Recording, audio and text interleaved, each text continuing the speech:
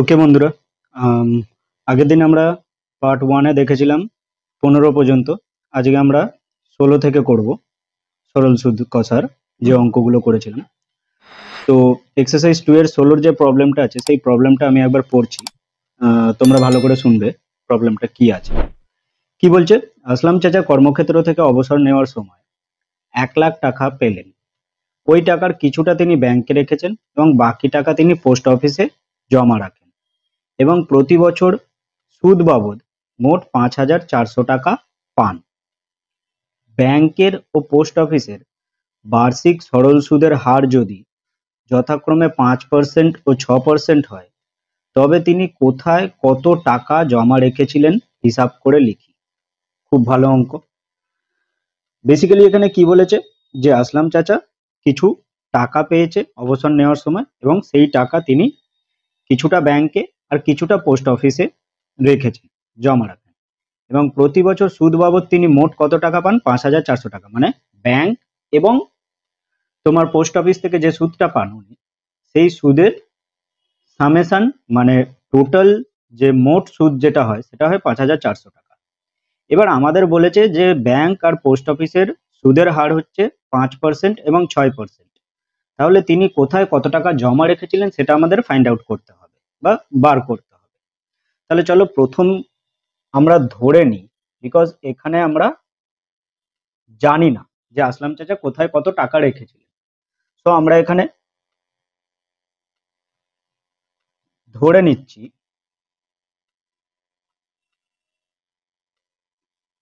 তিনি ব্যাংকে এক্স টাকা রেখেছিলেন। ব্যাংকে যদি এক্স টাকা থাকে তাহলে অবশ্যই আমার পোস্ট অফিসে কত থাকবে? 1 লাখ বিয়োগ এক্স।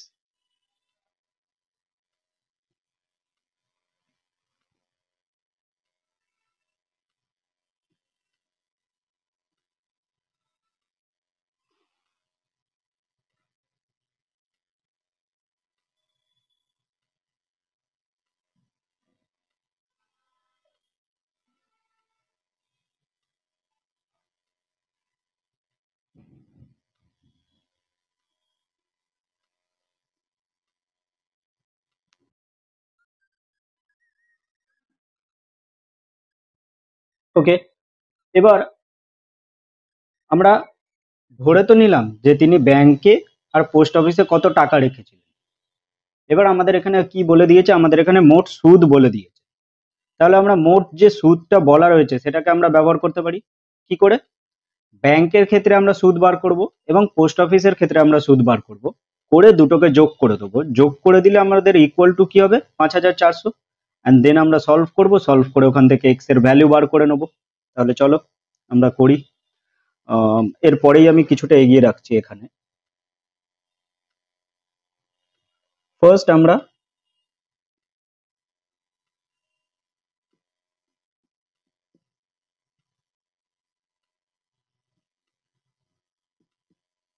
ব্যাংকের ক্ষেত্রে বার করে নিচ্ছি।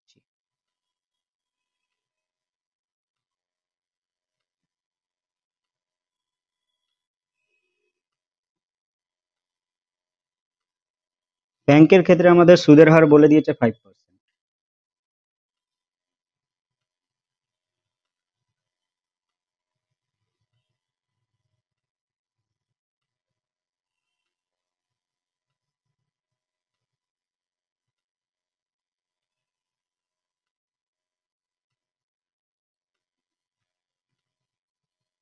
আসল এক্স টাকা এবং এখানে বলেছে যে বছরে সুদ বাবদ। তো সময় এখানে আমরা কি ধরে নেব? সময় এখানে আমরা 1 বছর হিসাবটাকে মেনে চলবো। তাহলে এর যদি আমরা হিসাব করি,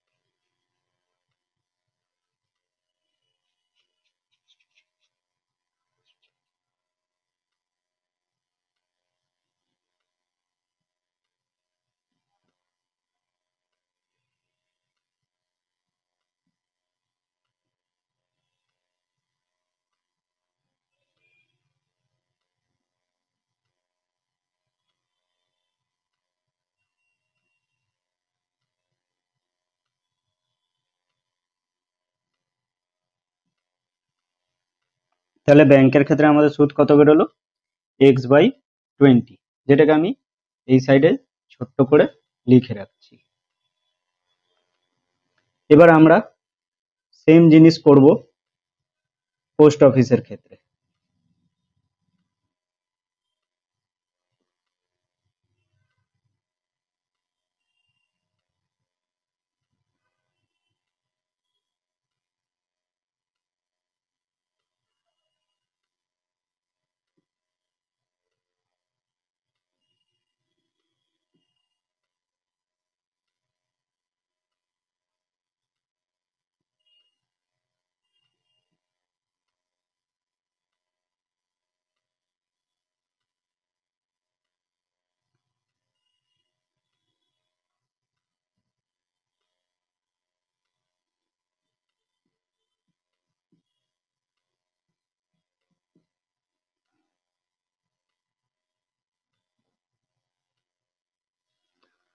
পোস্ট অফিস আমাদের সুদের হার বলে দিয়েছে 6%।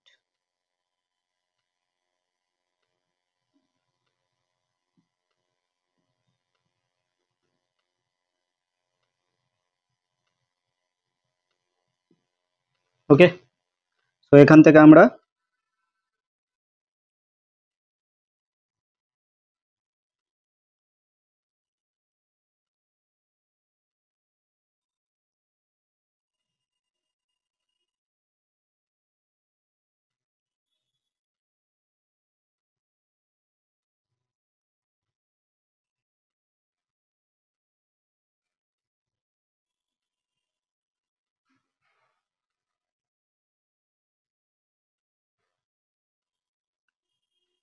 ওকে,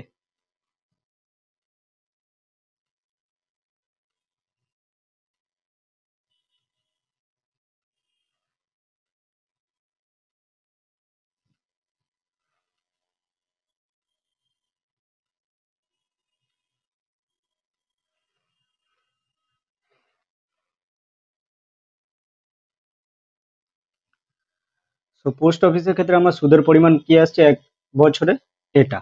তাহলে আমরা প্রশ্নানুসারে বলতে পারি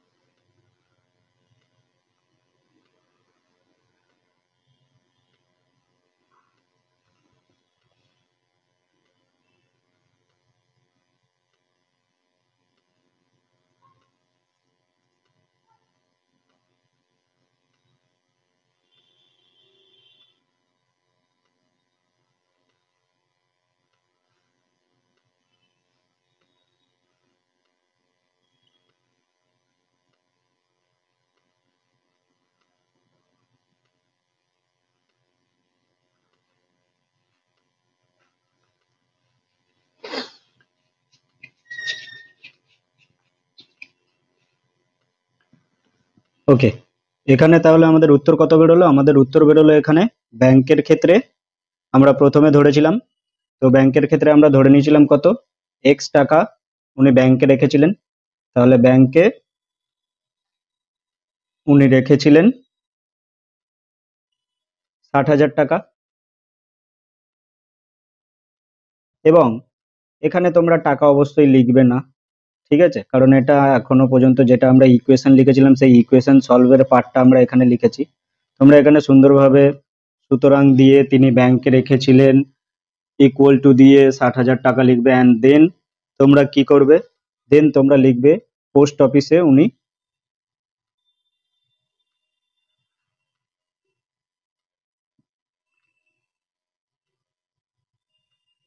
পোস্ট অফিসে উনি কত রেখেছিলেন,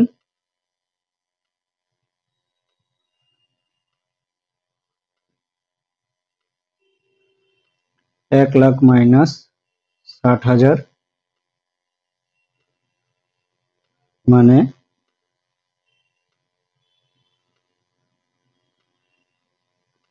40,000 টাকা। তো এই হলো গিয়ে আমাদের প্রথম অঙ্ক। প্রথম অঙ্কটা আশা করি তোমরা সহজেই বুঝতে পেরেছো। এবার আমরা চলে যাব নেক্সট অঙ্কে। ওকে বন্ধুরা, 17 অঙ্কটা দেখতে পারো। 17 অঙ্কটা আর 16 অঙ্কটা পুরোপুরি সেমই বলা যায়, বলা যায় না, সেমই। বিকজ এখানে কি বলেছে, রেখাদি তার সঞ্চিত অর্থের 10,000 টাকা দুটি আলাদা ব্যাংকে ভাগ করে একই সময়ে জমা রেখেছিলেন। এবং এখানে কি বলছে, ব্যাংক দুটির একটি ব্যাংকের বার্ষিক সুদ বলে দিয়েছে 6%, আর একটি ব্যাংকের বলে দিয়েছেন 7%। 2 বছর পর তিনি যদি সুদ বাবদ মোট 1,280 টাকা পান, তাহলে তিনি কোন ব্যাংকে কত টাকা জমা রেখেছিলেন তার হিসাব করো। খুব সহজ। তো 17টা জাস্ট আমি এখানে বলে দিচ্ছি কিভাবে করতে হবে, তোমরা এটা করবে। এবং যদি তোমাদের কোনো প্রবলেম হয় তাহলে তোমরা কমেন্টে অবভিয়াসলি আমাকে জানাবে যে এখানে এরকম নাম্বার 17-এর যে প্রবলেমটা আছে সেটা আমরা করতে পারিনি। দেন আমি অবভিয়াসলি কোনো একদিন প্রবলেম রিলেটেড যেদিন কোনো একটা ভিডিও বানাবো সেদিন সেই ভিডিওতে আমি এই প্রবলেমটা ইনক্লুড করে দেবো। ওকে, তাহলে চলো আমি একটা জাস্ট বলে দিচ্ছি। এখানে ফার্স্ট যে ব্যাংকটা থাকবে, সেই ফার্স্ট ব্যাংকের ক্ষেত্রে আমার কি হবে, প্রথমে আমি अगेन ধরে নেব একটা এক্স আর একটা 10,000 মাইনাস এক্স। ওকে, সো এক্সটা আমি ধরে নিচ্ছি ফার্স্ট ব্যাংকের, 10,000 মাইনাস এক্সটা আমি ধরে নিচ্ছি সেকেন্ড ব্যাংকের। সো এক্স যদি আমার ফার্স্ট ব্যাংকের হয় তাহলে পি ইকুয়াল টু কি হবে, এক্স টাকা, অ্যান্ড আর বলেই দিয়েছে 6%, অ্যান্ড টি এখানে 2 বছর। সো অবভিয়াসলি এই কটা থেকে আমি I equal to P R T by 100 এই ফর্মুলা ইউজ করে আমি সুদ বার করতে পারবো। প্রথম ব্যাংক থেকে পাওয়া সুদ সেটা কত হবে, x into 6 × 2/100, 12x by 100। So এখানে সাইডে ছোট্ট করে লিখে রাখি 12x/100, অ্যান্ড দেন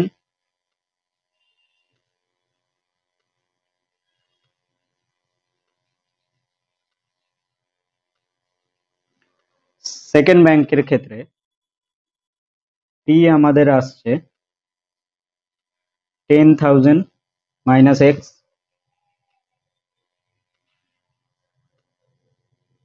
টাকা, আর আসছে আমার 7%, টি হচ্ছে अगेन সেম 2 বছর। So I equal two 10,000 minus x into 7 × 2 100, that means 14 into 10,000 minus x by 100। So এখানে আমরা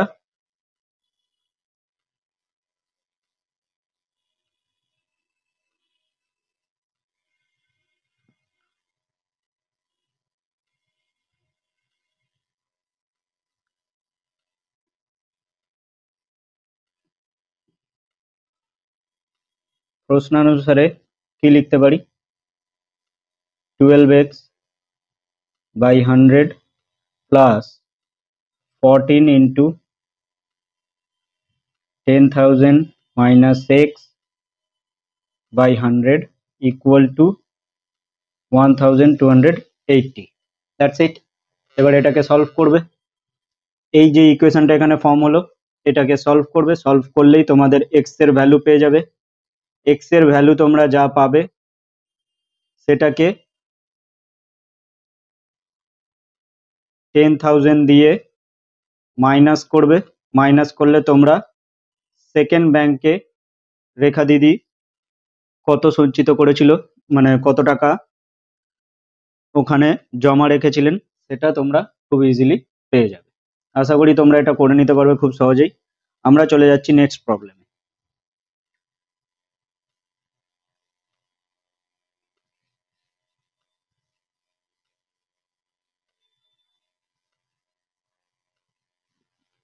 নেক্সট এখানে নাম্বার 18। ওকে, নাম্বার 18 এখানে কি বলছে সেটা আমরা একবার পড়ে নেব।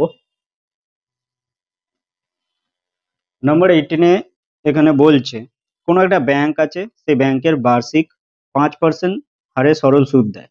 খুব ভালো কথা।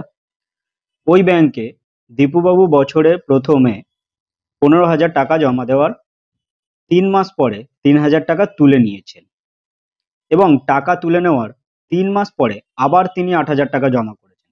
তাহলে ওই বছরের শেষে দীপুবাবু সুদে আসলে কত টাকা পাবেন নির্ণয় করো। খুব ইন্টারেস্টিং একটা প্রবলেম। এখানে কনসেপ্টের ব্যাপার আছে। যদি ঠিকঠাক ধারণা না থাকে যে আমার এখানে সুদ কিভাবে খাটে কিংবা সুদ কিভাবে আসলের ওপরে কাজ করে বা আসলের ওপরে ক্যালকুলেশনটা সুদের কিভাবে হয়, তাহলে কিন্তু এখানে প্রবলেম হতে পারে। প্রথম ক্ষেত্রে কি বলেছে, দীপুবাবু 15,000 টাকা 3 মাসের জন্য জমা রেখেছিল। কারণ কি, 3 মাসের জন্য অ্যাকচুয়ালি জমা না, 3 মাস পরে উনি 3,000 টাকা তুলে নিয়েছিলেন। তার মানে 3 মাস পরে দীপুবাবুর অ্যাকাউন্টে কত হয়ে গেছিল, 12,000 টাকা। তাহলে উনি যে 15,000 টাকাটা জমা করেছিলেন বছরের শুরুতে, এই 15,000 টাকাটা কত মাস ব্যাংকে খেটেছে, 3 মাস। তার মানে এই 15,000 টাকার ওপরে যে সুদ বার হবে, 15,000 টাকার ওপরে যে সুদ বার হবে সেটা 3 মাসের হিসেবে বেরোবে। আগেন যে 12,000 টাকাটা তিনি ওনার অ্যাকাউন্টে ছিল, সেখানেও তিনি 3 মাস পরে আবার কি করেছেন, 8,000 টাকা জমা দিয়েছেন। মানে 3 মাস পরে আবার আমরা যদি হিসাব করি তাহলে আমরা কি দেখবো, দীপুবাবুর অ্যাকাউন্টে 20,000 টাকা হয়ে গেছে। কিন্তু তার আগে এই যে 12,000 টাকা, এই 12,000 টাকাটা আবার কত মাস খেটেছে, 3 মাস। তাহলে এই 12,000 টাকার উপরে যে সুদের হিসাবটা হবে সেইটাও হবে আমার 3 মাসের উপর নির্ভর করে, 3 মাসের রেসপেক্টে। এবার শেষমেশ আসছে এই 20,000 টাকা। 3 মাস 3 মাস 6 মাস আমার এইগুলোর পেছনে হিসাবপত্র করতে কেটে গেছে। এই 20,000 টাকার পরে আর উনি কোনো রকম ভাবে কোনো কিছু অদল বদল করেননি, মানে টাকা তোলেননি কিংবা কোনো টাকা জমাও দেন। তাহলে এই 20,000 টাকাটা কত মাস খেটেছে, 20,000 টাকাটা খেটেছে 6 মাস। তাহলে এই 20,000 টাকার উপর নির্ভর করে আমরা যে সুদ বার করব, সেই সুদটা কত মাসের উপর নির্ভর করে বেরোবে, এই 6 মাসের উপর নির্ভর করে আমাদের বার করতে হবে। দেন শেষে গিয়ে আমরা কি করব, এই 3 মাসের সুদ, এই 3 মাসের সুদ এবং এই 6 মাসের সুদ, তিনটে সুদ আমরা যোগ করব। যোগ করে আমাদের শেষমেশ আসল কোনটা দাঁড়ালো, 20,000 টাকা। 20,000 টাকার সঙ্গে যোগ করে দেবো, আমাদের উত্তর বেরিয়ে যাবে। চলো তাহলে আমরা এটা করে নিই ঝটপট করে।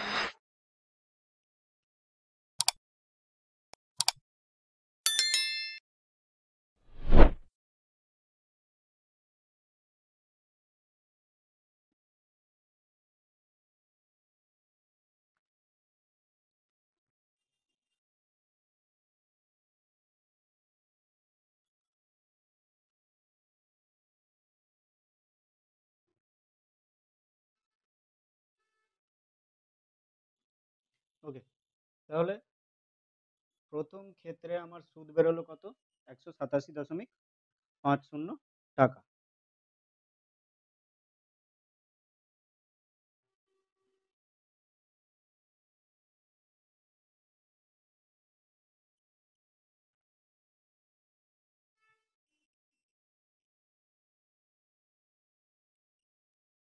আচ্ছা, 3 মাস পর তিনি 3,000 টাকা তুলে নেন।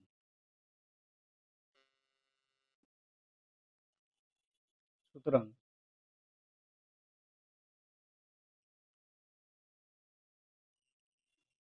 আসল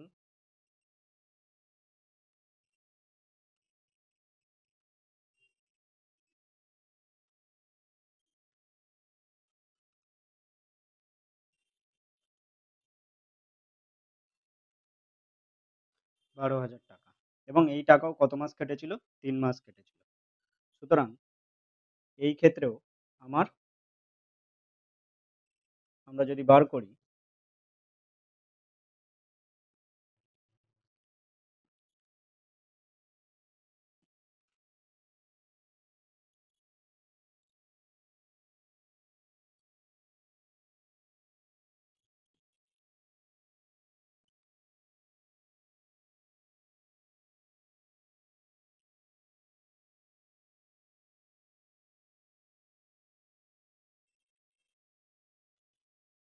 ওকে, তাহলে এখান থেকে আমরা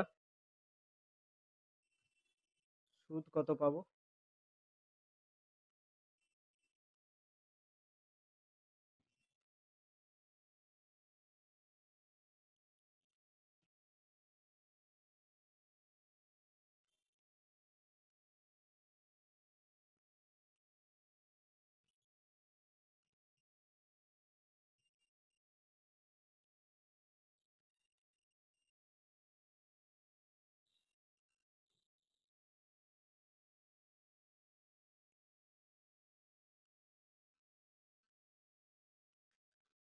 তাহলে দ্বিতীয় ক্ষেত্রে আমার সুদ কত বেরোলো? 150 টাকা। এবার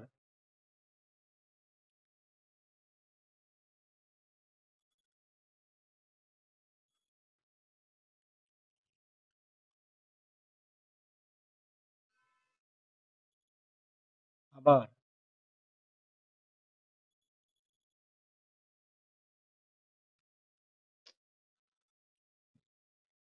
সরি 3 মাস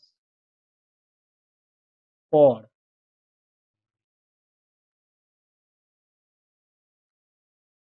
তিনি 8,000 টাকা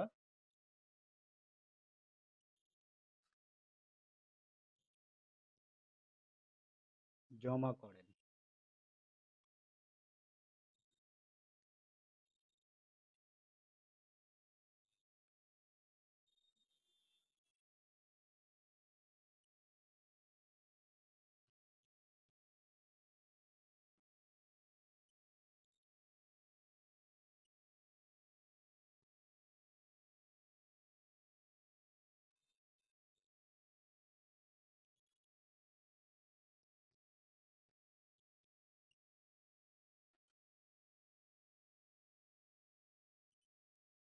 ওকে, সো এখানেও আমরা আসল পেয়ে গেছি।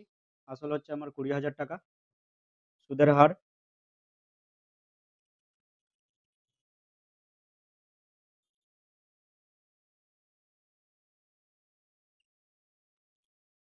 5%। বাট এবার আমার কি হচ্ছে, সময় এখানে কমপ্লিটলি চেঞ্জ হয়ে যাচ্ছে। সময় আমার কি হচ্ছে, এই টাকাটা পুরো বছর খেটেছে, তার মানে 6 মাস তো আমার আগে বেরিয়ে গেছে। তার মানে এই 20,000 টাকাটা আমার কত মাস খেটেছে? 6 মাস খেটেছে। তাহলে 6/12 বছর।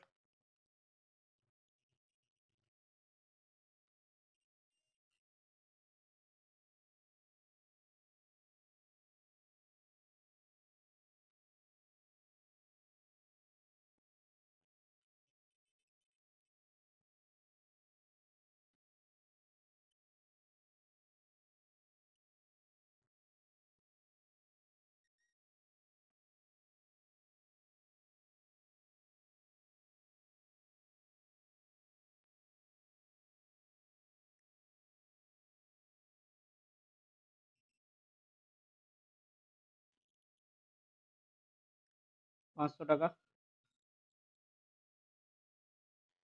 তাহলে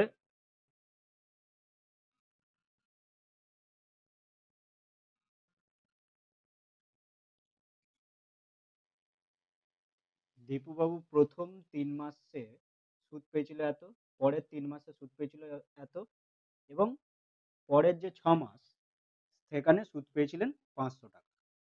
তো সুতরাং আমরা এখানে বলতে পারি,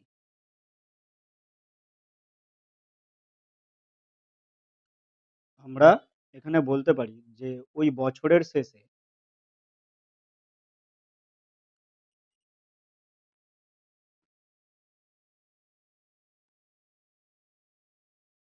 বছরের শেষে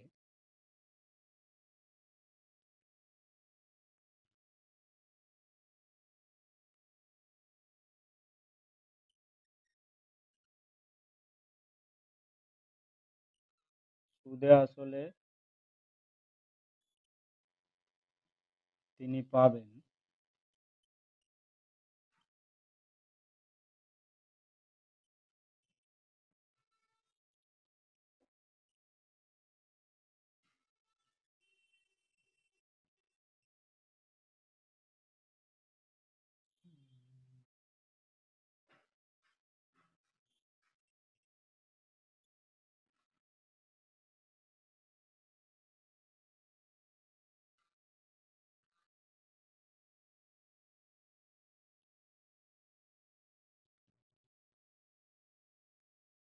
এটা হলো আমাদের গিয়ে আনসার, মানে ওই বছরের শেষে দীপবাবু সুদে আসলে কত টাকা পাবেন, 20,837.50 টাকা।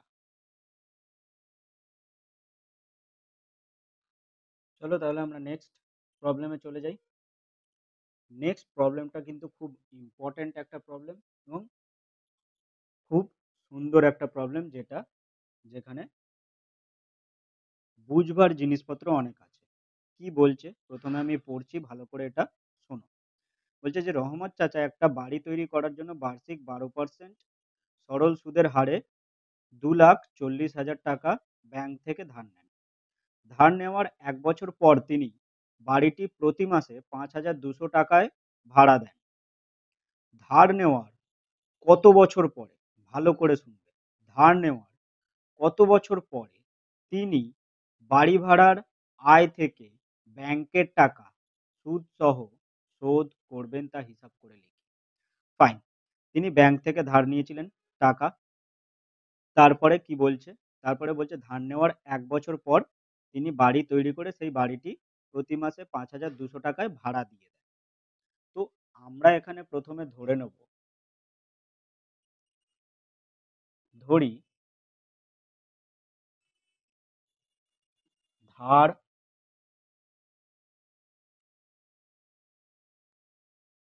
নেওয়ার 1 বছর পর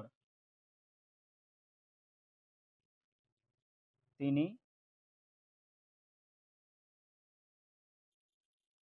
টাকা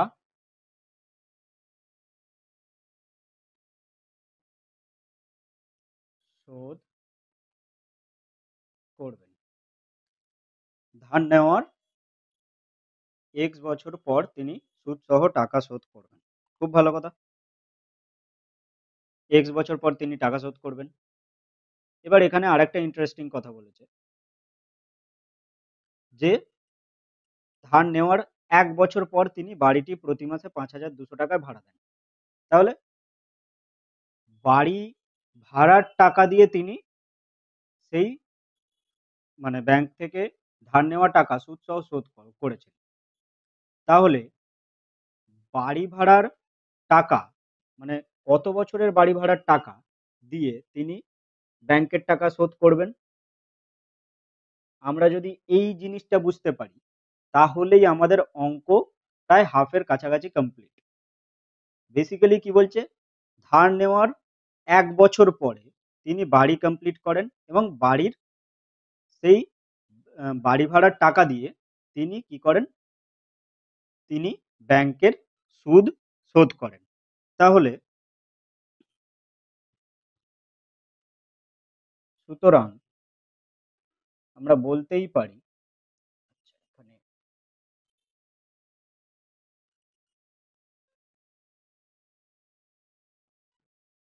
সুতরাং তিনি এক্স মাইনাস 1 বছরের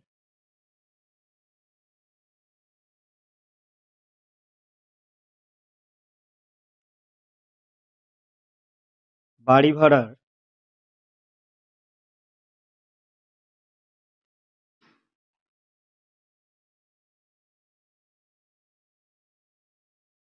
টাকা দিয়ে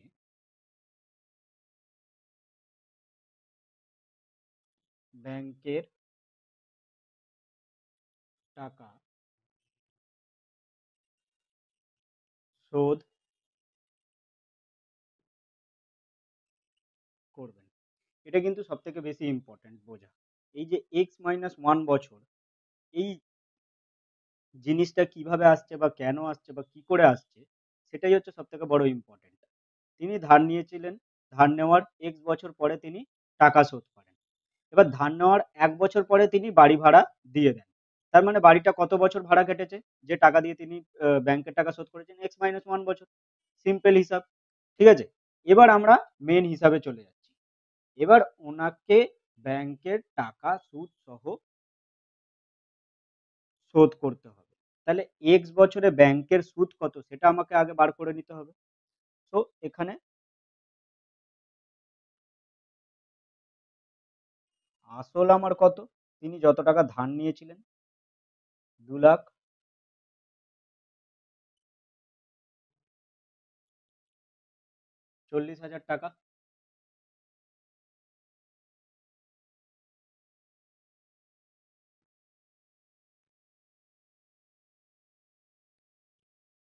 সুদের হার আমার এখানে বলে দিয়েছে 12%।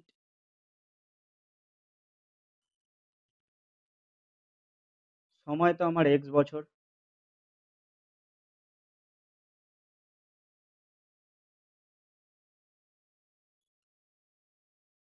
এবার এখান থেকে আমাদের কি করতে হবে, আমাদের এখান থেকে হিসাব বের করতে হবে যে এখানে আমাদের সুদ কত টাকা হচ্ছে।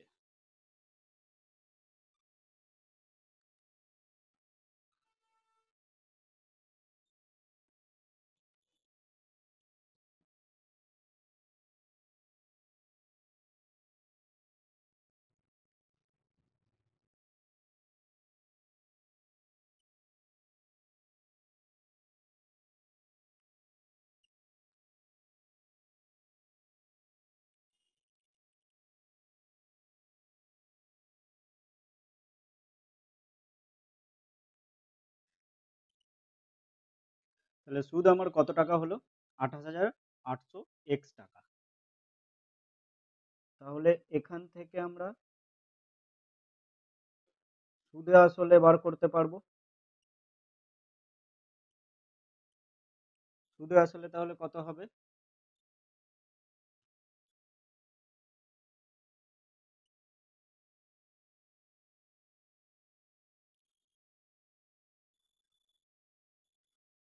এত টাকা, যেটা রহমত চাচাকে শোধ করতে হবে। এবার তিনি এই টাকা শোধ করবেন কত বছরের বাড়ি ভাড়া দিয়ে, x-1 বছরের বাড়ি ভাড়া দিয়ে তিনি শোধ করবেন। তাহলে সুতরাং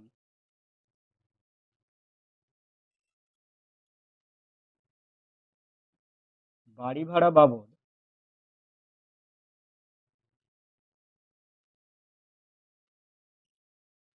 পাওয়া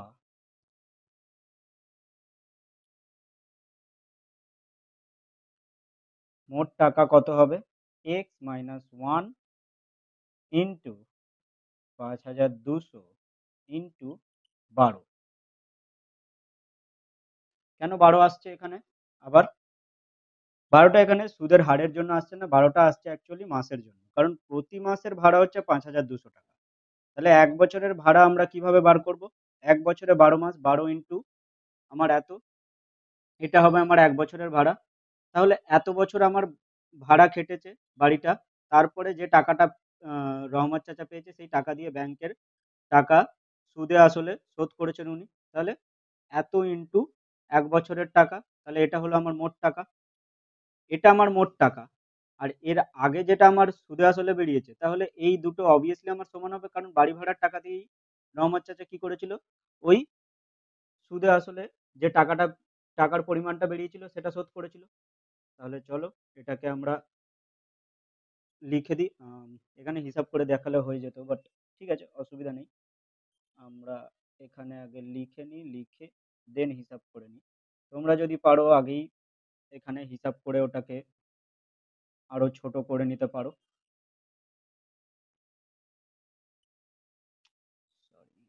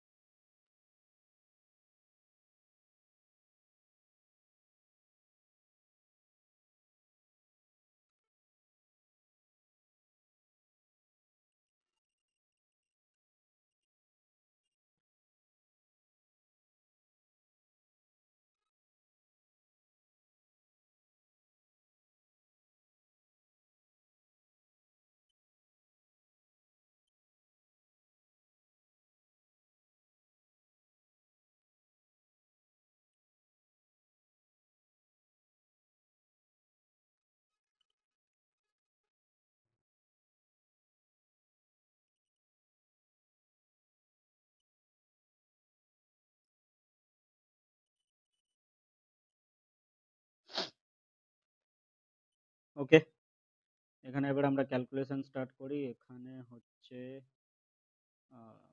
0 0 x, এখানে 14 minus 8 6, and then 11 minus 8 3, and then এখানে 5 minus 2 3। ওকে, আর এখানে যদি আমরা এটা অ্যাড করি, দেন 0 0 4 2 6 and 4 10। ওকে, এই হচ্ছে আমার হিসাবপত্র আসছে। এবার এখানে এদিক ওদিক নিয়ে যাব, নিয়ে গিয়ে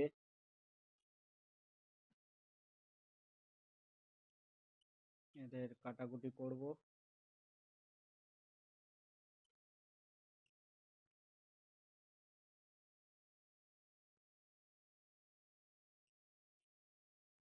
চারশো, হ্যাঁ ঠিক আছে। অ্যান্ড এদিকে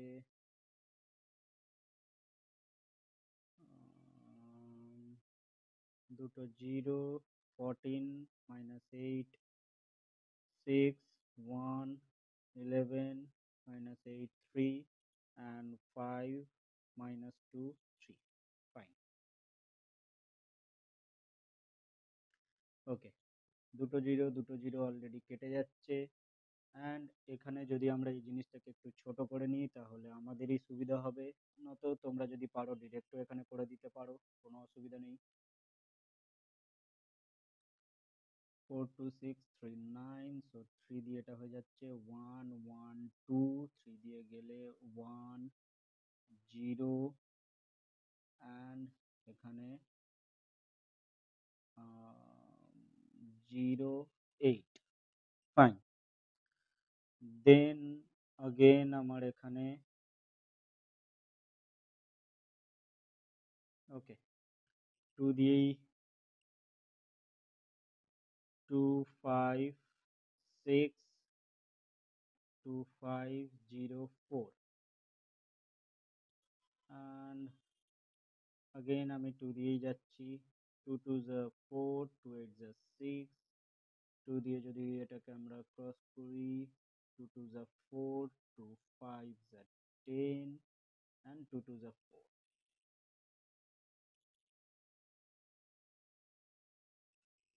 14। এটাকে 2 1 যা 2, 2 2 যা 4।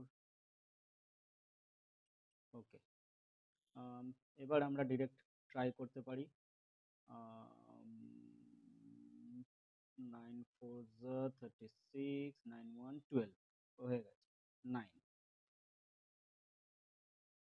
সো এক্স ইকুয়াল টু কত বেরোলো 9, মানে আমরা 9 বছর পর টাকাটা শোধ করতে পারবো। এটা হলো গিয়ে আমাদের আনসার। চলো আমাদের এই এক্সারসাইজের লাস্ট অঙ্কে আমরা চলে এসেছি। লাস্ট যে প্রবলেমটা আছে সেটাও খুব ইন্টারেস্টিং এবং ইম্পর্টেন্ট একটা প্রবলেম। নাম্বার 20-তে কি বলছে যে রথিন বাবু তার দুই মেয়ের প্রত্যেকের জন্য ব্যাংকে এমনভাবে টাকা জমা রাখেন যাতে প্রত্যেক মেয়ের বয়স যখন 18 বছর হবে তখন প্রত্যেক মেয়ে 1,20,000 টাকা পাবে। ব্যাংকের বার্ষিক সরল সুদের হার হচ্ছে 10% এবং মেয়েদের বর্তমান বয়স হচ্ছে 13 বছর এবং 8 বছর। তিনি প্রত্যেক মেয়ের জন্য ব্যাংকে কত টাকা জমা রেখেছিলেন হিসাব করি। আচ্ছা, এখানে মেন প্রবলেমটা কি?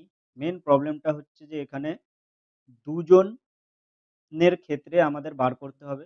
দুজনের ক্ষেত্রে অবভিয়াসলি আলাদা আলাদা করে হিসাবপত্র আসবে, কিন্তু এখানে মেন ট্রিকটা কোথায়? মেন ট্রিকটা হচ্ছে টাইমের ক্ষেত্রে।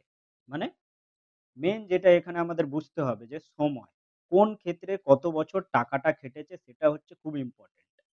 আমরা যদি প্রথম মেয়ে বা যে মেয়েটি বড় বয়সে তার ক্ষেত্রে দেখি, তার যখন 13 বছর বয়স তখন তিনি ব্যাংকে টাকা জমা করেছিলেন এবং 18 বছর বয়সের প্রত্যেকে মানে দুজনেই কত পাচ্ছে 1,20,000 করে। মানে আমার সময়সীমাটা শেষ যেটা বলা চলে সেটা হচ্ছে 18 বছর, অ্যান্ড শুরুটা হচ্ছে একটি মেয়ের ক্ষেত্রে যখন 13 বছর ছিল, আর একটি মেয়ের তখন ছিল 8 বছর যখন রতিনবাবু টাকা জমা করেছিলেন ব্যাংকে। তাহলে এখানে প্রথম মেয়ে এবং দ্বিতীয় মেয়ের ক্ষেত্রে আমরা এইভাবে করে নেব। তাহলে আমরা এখানে ধরে নিচ্ছি, ধরি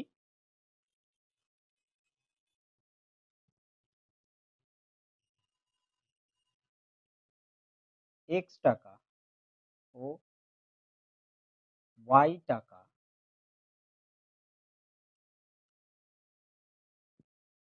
তিনি জমা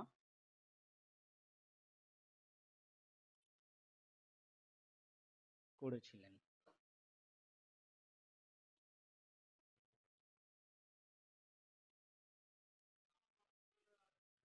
ওকে, সো এক্স টাকা কার ক্ষেত্রে? প্রথম মেয়ের ক্ষেত্রে। তাহলে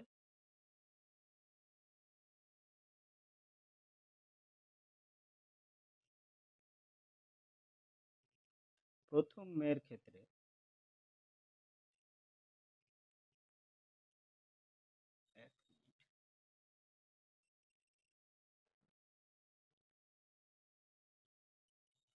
প্রথম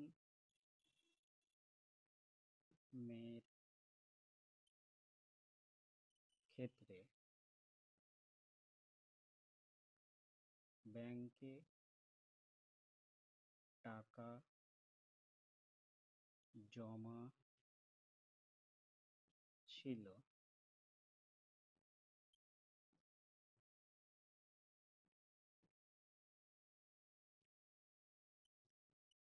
5 বছর। আশা করি এটা বোঝা গেছে।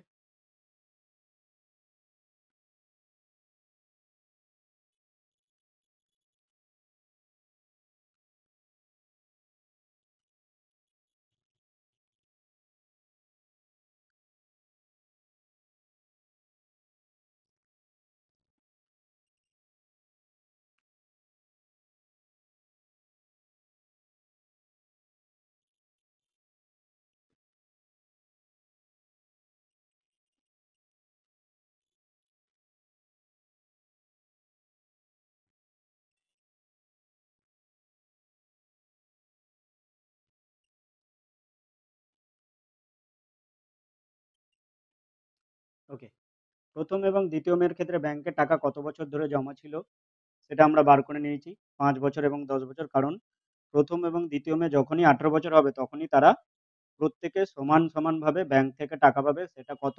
1,20,000 টাকা।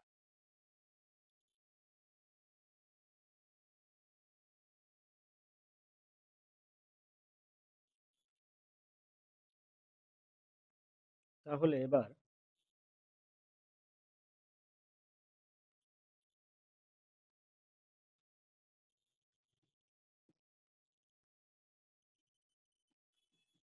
প্রথম মেয়ের ক্ষেত্রে আমরা কি বার করব? এখানে সুদে আসলে বার করব। তার জন্য আমাদের আসল জানা দরকার।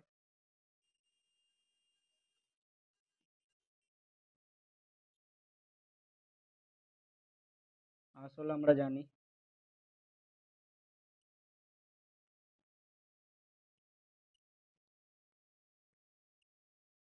সুদের হার আমাদের 10%,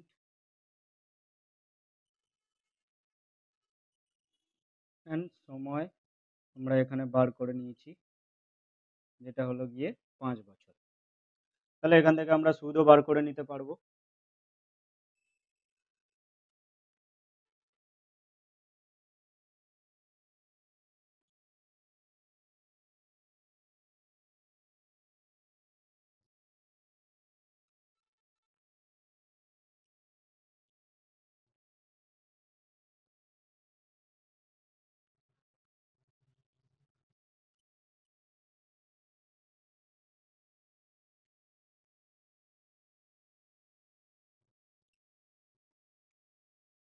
সুদ আমাদের কত বেরোলো? x/2।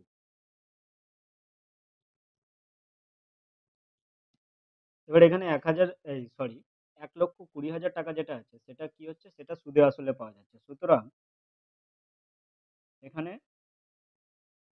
সুদে আসলে যদি আমরা হিসাব করি, তাহলে সেটা কত হবে? এক্স প্লাস x/2 টাকা।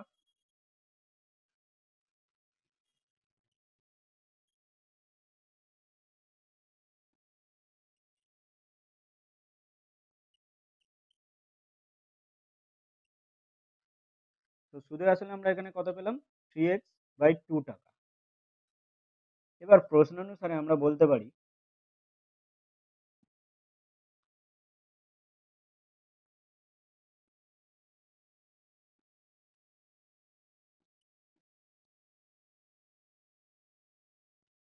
3x/2 equal to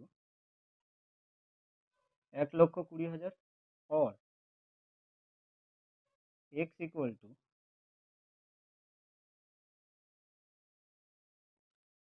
1,20,000 into 2/3। তো এখানে 4,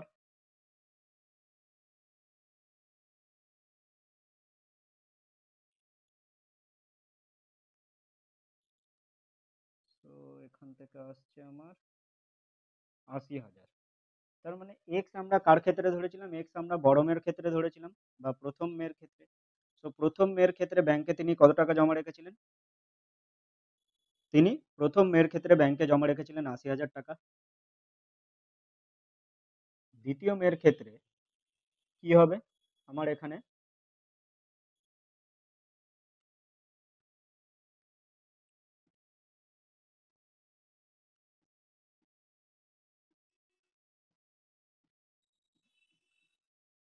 দ্বিতীয় মেয়ের ক্ষেত্রে আসল কত হচ্ছে আমার? ওয়াই। এখানে সরাসরি আমি সুদ বার করছি।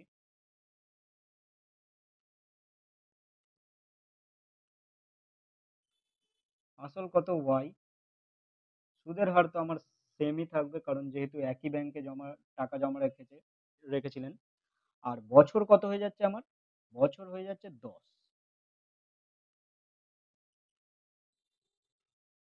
ওকে। সো আমার এখান থেকে সুদ কত বেরোলো? ওয়াই টাকা। সুতরাং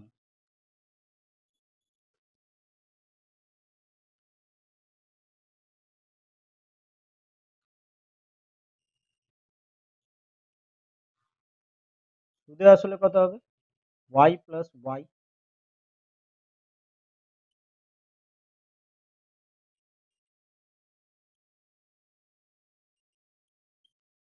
2y টাকা।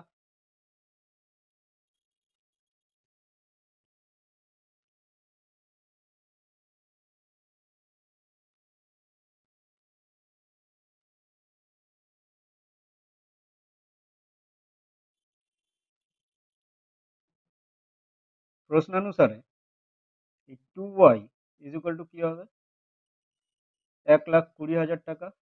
দেন y ইকুয়াল টু 1,20,000 বাই 2, যদি আমরা ডিভাইড করে দিই তাহলে কত পাবো, 60,000 টাকা। তাহলে তিনি দ্বিতীয় মেয়ে বা ছোট মেয়ের ক্ষেত্রে কত টাকা জমা রেখেছিলেন ব্যাংকে, 60,000 টাকা।